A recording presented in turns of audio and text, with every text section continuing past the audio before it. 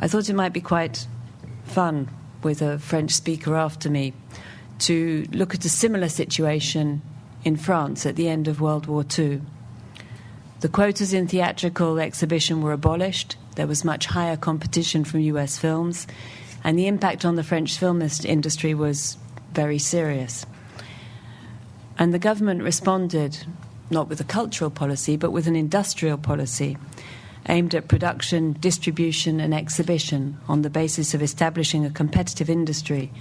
And the National Centre for Cinema, the CNC, was actually created as part of the industry ministry. And automatic support was created for reinforcing structural support. And cultural policies appeared only 10 years later, which I think reinforces our idea that you have to look at cinema as an industry, even though it has some cultural importance.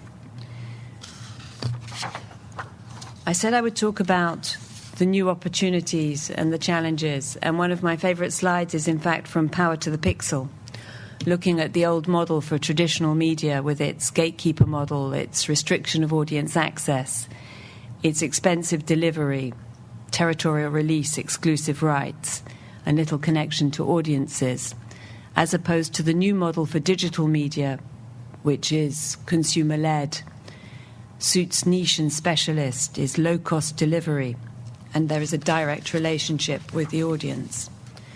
And if I look at some of the new models and the new products, just in no particular order, cross-media, crowdsourcing, alternate reality, VOD, catch-up TV, mobile content, and geolocalization, you can see there are lots of new business opportunities, potentially.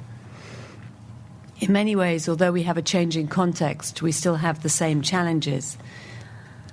So you have the question of finding sources of finance. There's a need for new sources because funding is limited. Investment funds, for example, or crowdsourcing could be a way forward. You have a need to create compelling but attractive content in a much more complex environment with interdependence between supports. And I come back to that maybe in terms of what our future policy is going to be, in terms of a new programme.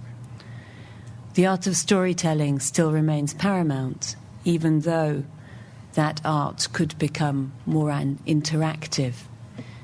And there you have the potential implication of games and bridges between the cinema world and that of games, or that of interactive television.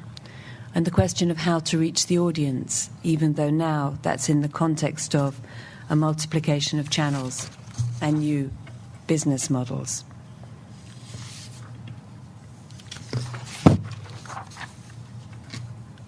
What I said I'd do is look at some of our priorities in that context.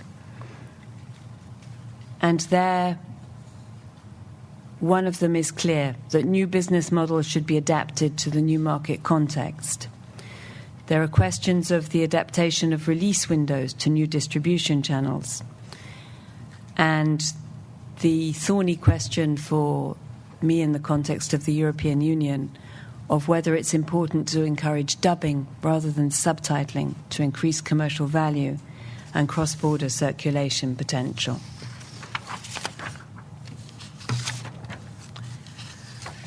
I'm not really going to talk about the media programme except to say that we've introduced several new actions since 2007 to try and respond to some of these changes.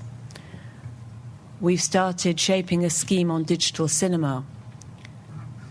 We already support distribution. We've also increased enormously the number of training programs that we support to try and ensure that the profession is ready to deal with these new technologies. And we're currently putting together a scheme for the digitization of those cinemas that may not be able to make the transition to digital cinema. We introduced a scheme for interactive works, which we changed to make it more linked to reality, to try and encourage cinema. Am I meant to be wrapping up? 5 minutes? John? Okay. 2 minutes then. Okay, so video on demand. Video on demand is one of the most interesting. I shouldn't speak faster, it won't help.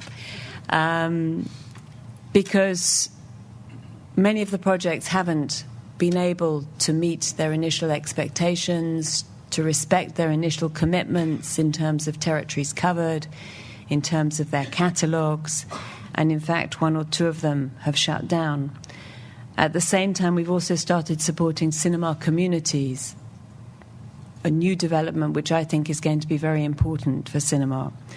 We've also been putting together, and we published recently, a call in terms of a media production guarantee fund. After all these years, we finally managed to get a guarantee fund off the ground.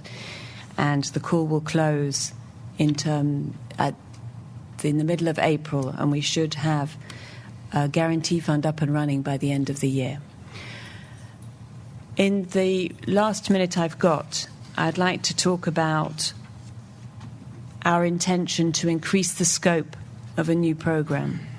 We think it's very important with the strategic issues of competitiveness, cross-media, and circulation and new forms of distribution, that in our preparation for the new programme we should cover three main areas: cinema, of course, television, and interactive.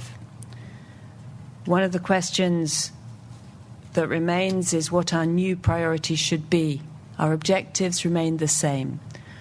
We keep our economic and industrial objectives, we adapt actions to the new environment, and we try always to respond to the needs of the market. But there are probably new priorities. Should interactive works include games? What about TV broadcasters as new beneficiaries? What about new means of digital production and distribution? What about private sources of finance? How do we create public-private partnerships in terms of access to financing? What about actions towards the audience? And what about, above all, and I know a lot of beneficiaries would be very happy, simplification of our procedures? Our timeline is we're starting now. We're running an impact assessment this year, and we'll have a public consultation towards the end of the year. But just before I give the floor to the next speaker, I wanted to say that we are living not only in a context of changing economic models and changing possibilities with this second digital revolution, but also in a more international context. And we've launched our first actions in respect of Media Mundus, a worldwide programme. And one of our issues will also be to see how we link up with other cinemas outside Europe, even if the weight of our activities will still remain within the European sphere. I will put together this speech maybe in slides and send it to you afterwards. Thank you very much.